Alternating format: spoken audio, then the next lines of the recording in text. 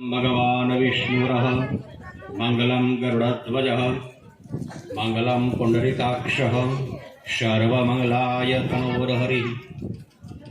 આજે રામાણીભાઈ અને આ સર્વ સ્વયંસેવકોની ટીમ માધવ નક્ષત્રમાં માનવતાની જે જ્યોત પ્રગટાવી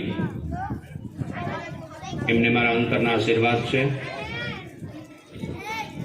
આજે યજ્ઞ થઈ રહ્યો છે એમાં એક તો તુલસીના કુંડા એટલે પ્રકૃતિ માતાનું પણ મહત્વ છે, કીટ છે એ પણ એક માનવતાનું મહત્વ છે, ધાબળા છે, ત્રણ માતાઓનું મહત્વ આપણા ધર્મની અંદર આપણે જન્મ દેનારી તો માતા છે પણ ઉપરાંતમાં ઘણી બધી આપણા માતાઓને સ્થાન આપ્યું છે। એમાંની મુખ્ય ત્રણ માતાઓ છે। એક પ્રકૃતિ માતા કે જે પ્રકૃતિ ઈશ્વરનું સ્વરૂપ છે, જેમાં તુલસીજી, પીપળો, દરેક વનસ્પતિ, પર્વત, ડુંગર, નદી જેનો સમાવેશ થાય છે। અને આ તુલસી આંગળે હોવી જ જોઈએ। આની પહેલાં મેં કીધેલું એ ખાલી ધર્મનું જ પ્રતીક નથી, પણ તમારે આંગળે જો તુલસીજી હોય તો ઘરમાં રોગ પણ પ્રવેશ કરી શકતો નથી। તમને કદાચ ખ્યાલ હશે, તાજમહેલ આપણી જે અજાયબી છે ને તેજો મહાલ, હકીકત તો એ પાણો ખવાવા માંડ્યો હતો આ વાતાવરણના દૂષિતતાને કારણે। ઘણા બધા વૈજ્ઞાનિકોએ પ્રયાસ કર્યા છતાં પણ રિઝલ્ટ ન મળ્યું। ત્યારે કોઈએ એક સૂચન કર્યું હતું કે ફરતે તમે તુલસી જેવા વૃક્ષોનું વાવેતર કરો।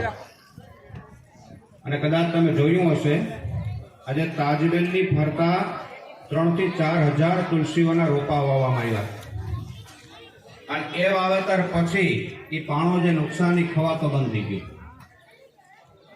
આ તુલસી માતામાંથી પ્રવેશીને જે પવન આપણા ઘરમાં આવે એટલે જ આંગણે તુલસીનું આપણે કુંડું રાખતા અને સાંજના સૂર્યાસ્તને આપણે કહેતા દીવા ટાણું।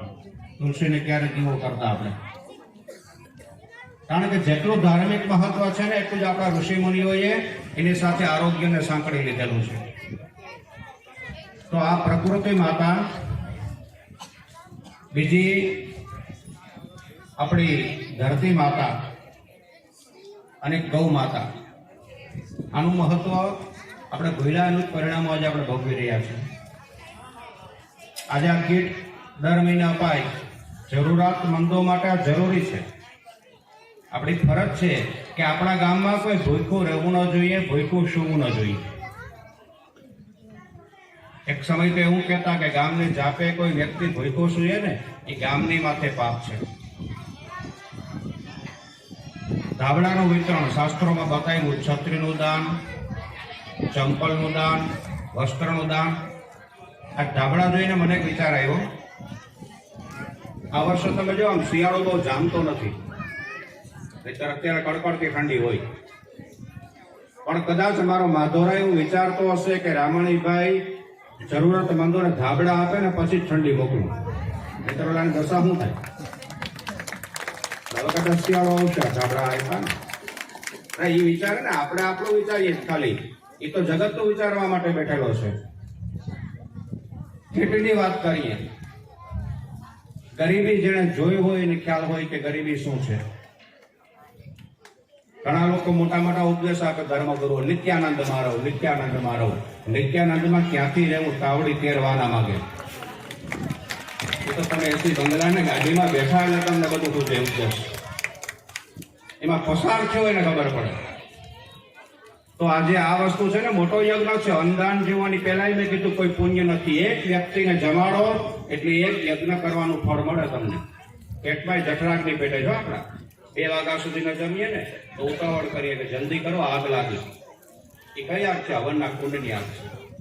તો જેમ હવનમાં સ્વાહા હોમીએ એ મોઢામાં જે પડવો હોમીએ ને આપણે, એ પણ યજ્ઞની આહુતિ છે।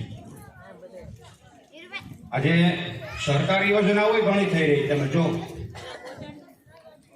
પણ દુર્ભાગ્ય એટલા છે કે જરૂરતમંદ સુધી પહોંચતું નથી. આ બહુ કડવું સત્ય કહીશ તમને. આજે હકીકત તો હું તો એમ માનું છું કે આવા લોકોને ખાતામાં રાખવા, ભ્રષ્ટાચારીઓને એના કરતા આવા સેવાના ફેફસારી ઋષિઓના કામ સોંપવા જોઈએ સરકારે પણ નિસ્વાર્થ ભાવે. તમે જો સ્કૂલોમાં કેટલું બધું મળે, આંગણવાડીઓમાં પેલા કંઈક પાકના પડીકા મળે પૌષ્ટિક.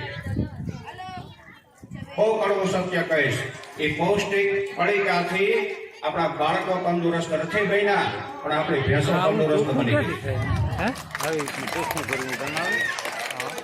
અમારો હું અનુભવની જ વાતો કરું છું, સાંભળેલી નથી.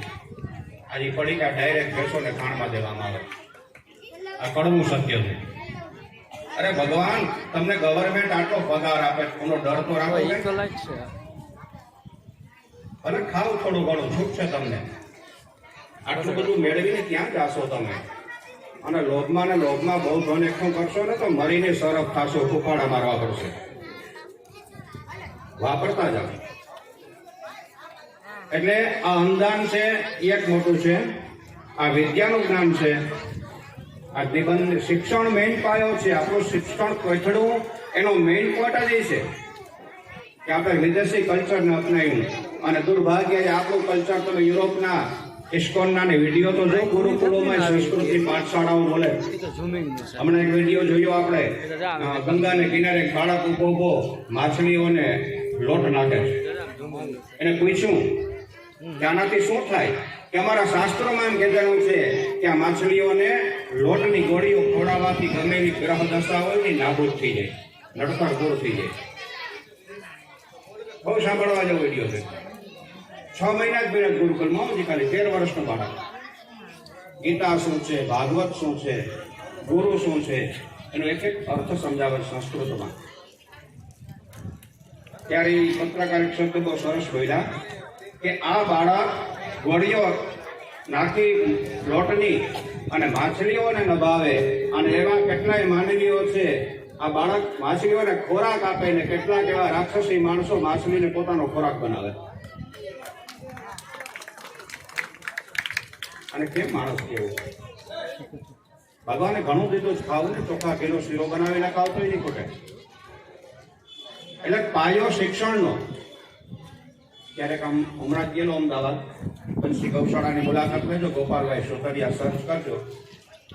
ગુરુકુલ 8 થી 12 ધોરણનું બનાવ્યું. કર્ણાટકના શિક્ષકો નાળી વૈદ સંસ્થા કામ કરે. મારા તો મિત્ર છે ગોપાલભાઈ, અને એણે ગૌ અમૃત બનાવ્યું. 700 ગાય છે પોતાની. કરોડપતિનો દીકરો આજ ગોવાળ બન્યો. અમે તો હમણાં પ્રસાદ ભેગો લીધો, બેઠા, ઘણી બધી વાતો કરી. એણે ગૌ અમૃત બનાવ્યું. ઓલે એવો બેક્ટેરિયા બનાવ્યા, ઘરની જ કંપની. મેં તમને વાત કરીને પ્રકૃતિને બગાડી, આપણે ધરતી માતાને બગાડી ઝેર ખવડાવીને. આજે અનેક વિધો જો તમે કેન્સર ને એટેક ને આ બધું શું છે, આપણે જ આમંત્રણ આપ્યું, એમને નથી આવ્યા. 1 લીટર બેક્ટેરિયા હું લાવેલો, 200 લીટર થયા. કાલે જ મેં 10 જણાને બનાવવા માટે આપ્યા. અને એક ખુશી એ છે, આજે પ્રયાસ કરવો પડે. ગયા વખતે એક સ્વામી છે, પાટડી સ્વામી મંદિર, એનું એક પાકગ્રાઉન્ડ બહુ ટોપ છે.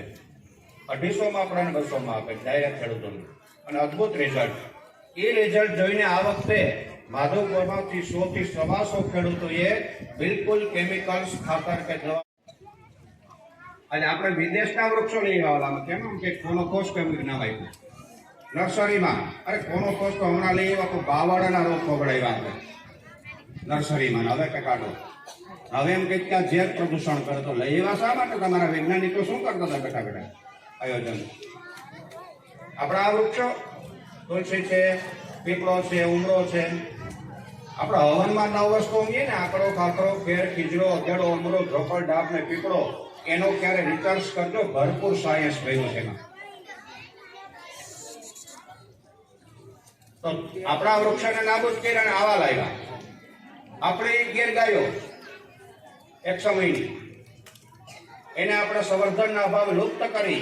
આજે બ્રાઝિલમાં એક ગાયનો ભાવ 25 થી 35 લાખ રૂપિયા છે. અહીંથી લઈ ગયા નંદીને ગાય, આજ 25 લાખ ગાયો છે ત્યાં. શ્વેત ક્રાંતિ સર્જી બ્રાઝિલે, અને આપણે એચએફને જર્સીઓ લઈ આવ્યા બહારથી, કાવ અનેક રોગો ભાગેલા. આવાને આપણે કહેલા. પહેલી વાત તો એક વસ્તુ કહું, જે ક્ષેત્ર જે સંભાળતો હોય ને, અધિકારી હોય, મિનિસ્ટર હોય, એને ક્ષેત્રનું પેલા નોલેજ હોવું જોઈએ. ખેતીવાડીનું પ્રધાન થઈ ન હોય, એને ખબર નથી કે કોદાળી કોને કહેવાય ને કુવાડી કોને કહેવાય, કર્યું કોને કહેવાય, ચાહણું કોને કહેવાય. એને તમે બેહાડી દીધું એમ, એ કલ્યાણ કરે ખેડૂતનું કે કૃષિનું? આજે આપણું સંવર્ધન બગાડ્યું. આપણે ગાયો, અમૂલ્ય ગાયોને આપણે રસ્તે રઝળતી પ્લાસ્ટિક ખાતી કરી. તમે છાપું વાંચજો, આ જાપાને એક રોકેટ લોન્ચ કર્યું ને, એ ગોબરથી કર્યું.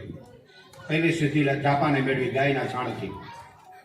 થોડા સમય પહેલાનો વિડીયો જોજો, હમણાં ફરે છે હરે કૃષ્ણ કિશનના મહારાજનો. ખાલી અવરો ટુકડો સૂકા છાણનો ખિસ્સામાં રાખવાથી મોબાઈલ નુકસાન નથી કરતી. પ્રત્યક્ષ બતાવે, તમે જોયું હશે.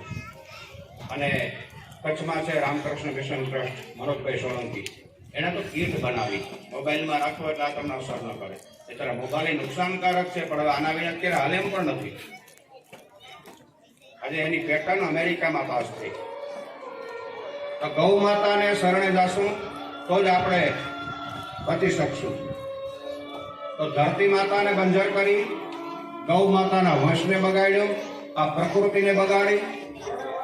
આ ત્રણેયની રક્ષા જો આપણે કરશું ને, ત્રણેય વસ્તુને જો સમજી શકશું તો જ ભારત માતાની રક્ષા થઈ શકશે. બાકી ખાલી બળગાફું કે રક્ષા નહીં થાય. આ પાયાની વાતો છે. તો જ આરોગ્યદાયક બની શકશું, માનવતાવાદી બની શકશું. એટલે નક્કી કરો, બે પક્ષ, ખેડૂત વર્ગ એવું વિચારો કે આપણે એમાં ઝેર નાખીને ધરતી માતાના ભણાવવાના પાપ નથી લેવા, અને ખાનારો વર્ગ એવું નક્કી કરો કે ખાતરી બંધ, કે એમાં આગળ રાખવો થાય તો ઓર્ગોનિક દવા વેચનારાની કંપનીઓ નીકળી પડી લેબલ મારીને, અને ભારત દેશ મહાન છે ગમેનો રિપોર્ટ મળી જાય. મને ખ્યાલ છે કેમ્બોક્સના કુવારા માર્યા હોય એવા દાડાનો તમને રિપોર્ટ આપે કે ઓર્ગોનિક છે. અમે જોઈ રહ્યું પ્રત્યક્ષ રૂબરૂ. એ ખોરાકને ખાઓ, ગાયના દહીં ખાઓ, થોડું ખાઓ પણ સાચું સારું ખાઓ, તો ગૌ માતા બચશે, આપણે નિરોગી થશું, આપણી પ્રકૃતિ બચશે. અને આગળ તુલસી તો રાખજો જ. ઋષિઓએ કીધેલું છે કે કાં તો આગળ ગૌ માતા રાખવી, ગૌ માતા ન રાખી શકો તો તુલસીનું કુંડું રાખવું, અને તેમાંથી એક પણ ન હોય તે ઘર સ્મશાન છે. ઘર કહેવાને લાયક નથી.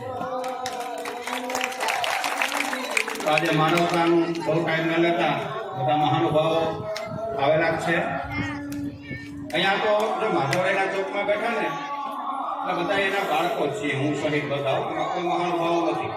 એક નિયમ છે, માધવરાયના મંદિર આવે ગમે ફોટો ઉતાર નાખવો પડે, ભલે મિનિસ્ટર હોય કે ગૃહમંત્રી હોય.